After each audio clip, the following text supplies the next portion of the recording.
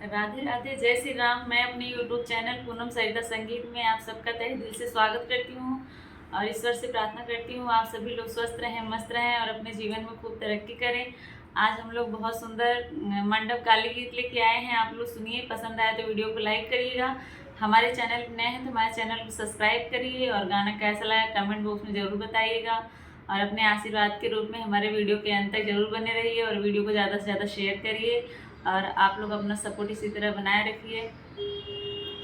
हे जी पंडित जी के मोछिया कमाल कैले बा, हे जी पंडित जी के मोछिया कमाल कैले बा, हमरे मड़वा में झाड़ू के काम कैले बा, हमरे मड़वा में झाड़ू के काम कैले बा।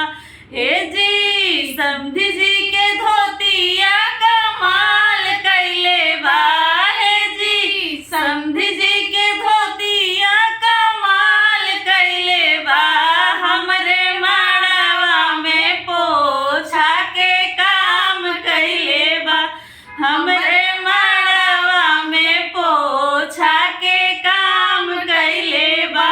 हे जी जेठ जी के तोंदिया कमाल कैले बा, हे जी जेठ जी के तोंदिया कमाल कैले बा, हमरे मड़वा में ढोलक के काम कैले बा, हमरे मड़वा में ढोलक के काम कैले बा। हे जी अगुआ त बहुत कमाल कैले बा, हे जी अगुआ